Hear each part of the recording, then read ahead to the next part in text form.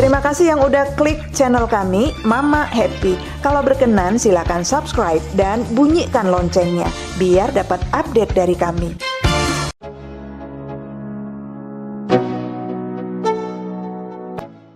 Assalamualaikum. Halo Mak. Kami mau cerita ya Mak. Ini tentang Ayu, perempuan muda yang sebelumnya sukses berkarir, mulai organisasi kemahasiswaan hingga organisasi sosial. Pada masanya, di kampungnya, Ayu sangat dihargai sebagai perempuan pintar dan peduli terhadap berbagai persoalan. Dan hebatnya, dia bisa menyelesaikan karena banyak jaringannya.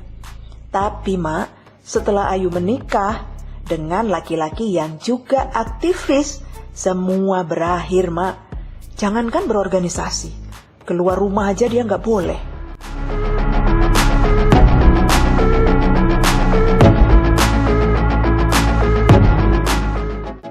Ayu, anak seorang pensiunan buruh perkebunan yang kemudian pindah rumah di sebuah perkampungan. Ada semacam budaya di komunitas buruh perkebunan di Sumatera Utara. Jika mereka pensiun, maka mereka akan membeli tanah dengan harga terjangkau di sekitar perkebunan, lalu membuat rumah di sana. Biasanya pensiunan yang sudah lebih dulu tinggal di perkampungan itu akan mengabarkan kepada buruh pensiunan lainnya dan membantu mengurus pembelian tanah hingga pembuatan rumah. Sehingga muncul komunitas baru, semacam perkampungan baru yang mayoritas penduduknya adalah pensiunan buruh perkebunan. Orang tua Ayu, ayahnya, menjadi semacam perantara bagi calon pensiunan buruh perkebunan dalam mengurus pembelian tanah tersebut. Semacam calo gitu, Mak.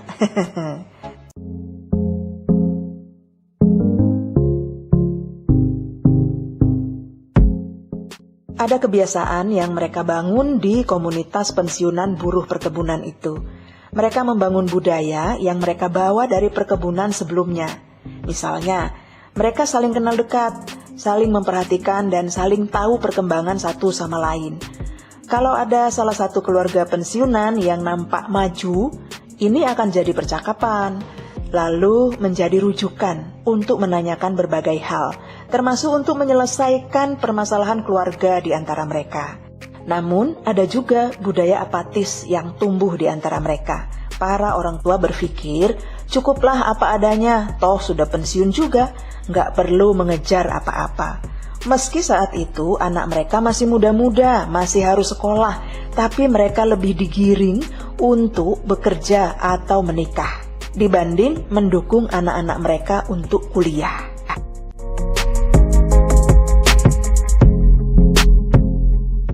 Dalam komunitas masyarakat yang seperti itulah Ayu tinggal. Apalagi secara geografis, lokasi kampung mereka sangat jauh dari kota kecamatan, apalagi dari ibu kota provinsi. Jauh Mak, di pedalaman. Nggak ada di peta. Nggak ada di peta.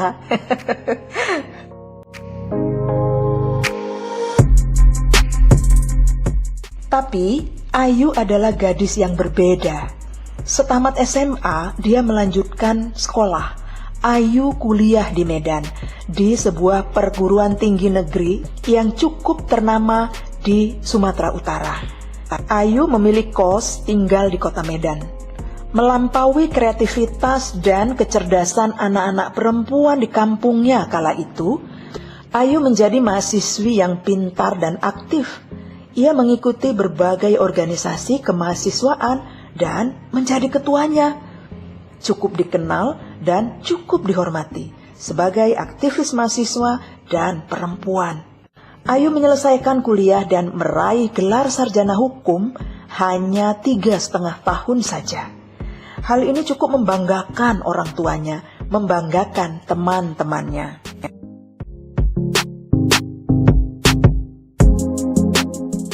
Di kampungnya, Ayu menjadi percakapan.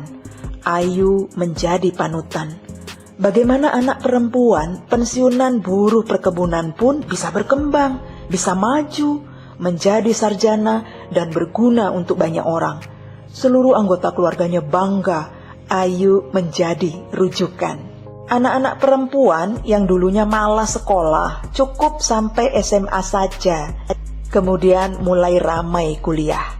Mereka ingin seperti Ayu yang bersinar itu, yang membanggakan keluarganya, bahkan kampungnya. Kampung yang dulu dianggap nggak ada karena hanya berisi warga pensiunan buruh perkebunan di Sumatera Utara, menjadi percakapan. Karena ada aktivis mahasiswa dan perempuan yang aktif membela rakyat di sana. Wow, pada masa itu luar biasa itu.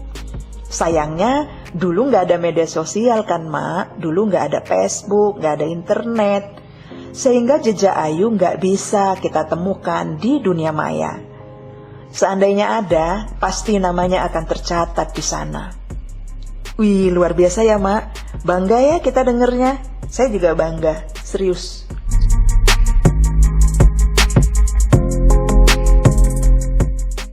Kayak gitulah setelah menyelesaikan kuliahnya, Ayu nggak langsung pulang ke rumahnya. Ayu kemudian bekerja di kantor bantuan hukum di Kota Medan, sesuai dengan latar belakang akademik yang dimilikinya. Ayu sarjana hukum. Ayu semakin bersinar. Pengacara dari kantor tempatnya bekerja sering memberikan penyuluhan hukum di kampungnya. Banyak permasalahan hukum yang dihadapi warga kampungnya diselesaikan oleh pengacara dari kantor Ayu bekerja. Ayu sibuk sekali dengan karirnya. Berbagai pelatihan dan pertemuan-pertemuan regional hingga nasional diikutinya. Kedua orang tuanya sudah merelakan pilihan Ayu untuk berkarir dan berprestasi di luar sana. Ayu memutuskan untuk menetap di Kota Medan dan hanya pulang kampung setiap Lebaran.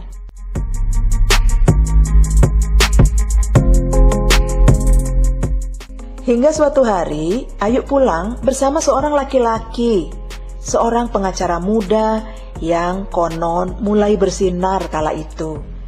Ayu memperkenalkan laki-laki itu sebagai calon suaminya. Banggalah kedua orang tuanya, karena calon suami Ayu bukan orang biasa, bukan kaleng-kaleng, pengacara Mereka merestui pilihan Ayu, dan sebulan kemudian Ayu menikah dengan pesta sangat meriah.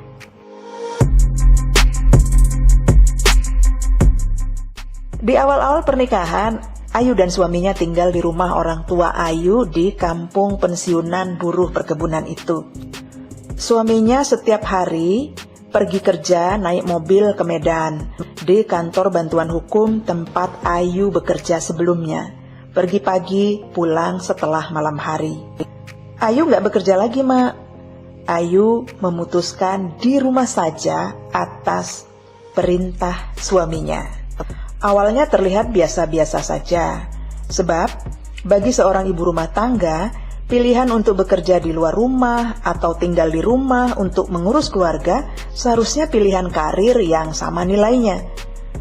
Tidak berkarir di luar rumah bukan berarti perempuan ibu rumah tangga tidak bekerja, bukan berarti tidak layak dihargai keberadaannya. Tapi yang dialami Ayu berbeda, Miris sekali, sedih lah, Setelah sukses di luar rumah, menjadi sarjana dan menikah, Ayu kehilangan kebebasan berkarir di luar rumah.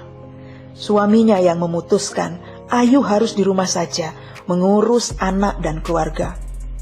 Sayangnya, ini keputusan sepihak dari suaminya, dan Ayu nggak bisa menolak, apalagi melawan. Ayu bahkan nggak kuasa menolak ketika suaminya melarang dia menggunakan alat kontrasepsi. Hingga 1 bulan setelah melahirkan, Ayu hamil lagi. 5 tahun perkawinannya, Ayu melahirkan 5 orang anak. 5 orang, Ayu tak kuasa melakukan perlawanan atas penguasaan, atas pengendalian, dan kekerasan demi kekerasan psikologis yang dilakukan oleh suaminya. Energinya habis, semangatnya habis, karena 5 anaknya yang masih kecil-kecil itu menghabiskan seluruh waktunya, menggerogoti fisiknya, karena setiap tahun Ayu harus melahirkan dan menyusui bayi-bayinya nggak pernah berhenti. Lawang 1 tahun 1 anaknya lahir, Mak. Gimana dia berhenti? Gimana dia istirahat untuk tubuhnya, untuk alat reproduksinya? Dia di rumah sendirian mengurus anaknya. 4 dari 5 anaknya mengalami stunting, kondisi gagal tumbuh akibat kekurangan gizi di 1000 hari pertama kehidupan mereka. Ayu tahu kondisi ini berefek jangka panjang hingga anaknya dewasa, bahkan hingga lanjut usia, tapi Ayu nggak bisa berbuat apa-apa. Uang belanja dari suaminya memang gak cukup untuk memenuhi kebutuhan rumah tangganya, dijatah dia, Mak. Tapi Ayu gak diizinkan kerja.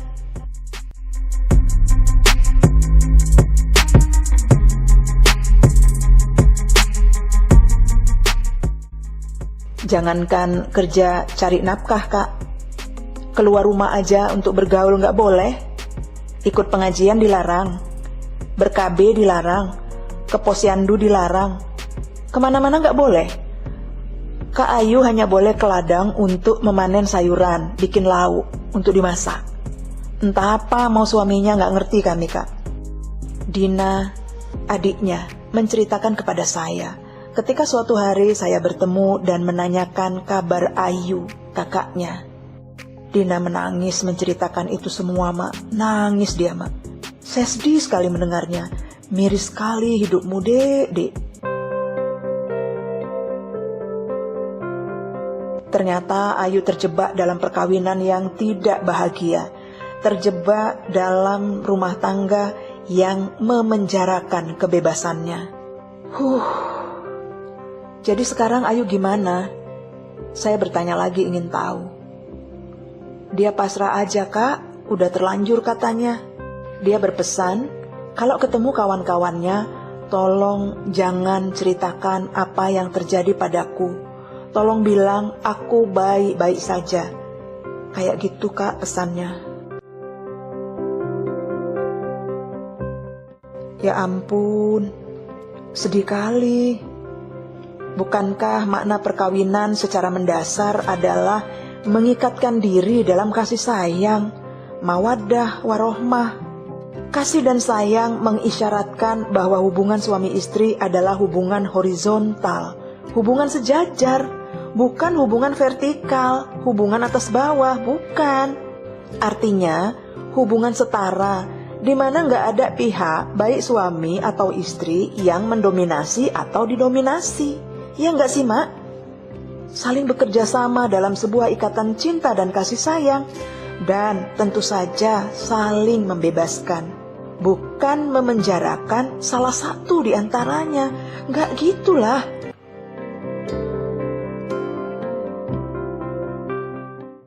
Gimana pendapat Mama? Komentar ya, Mak. Oke, Mak, itu dulu cerita dari kami. Beritahu kami kalau Anda menyukainya. Tekan subscribe, tekan juga tombol loncengnya supaya Anda mendapat update dari kami. Kalau ada cerita menarik yang ingin Anda bagikan, hubungi kami dan kami akan mengisahkannya untuk Anda semua. Terima kasih.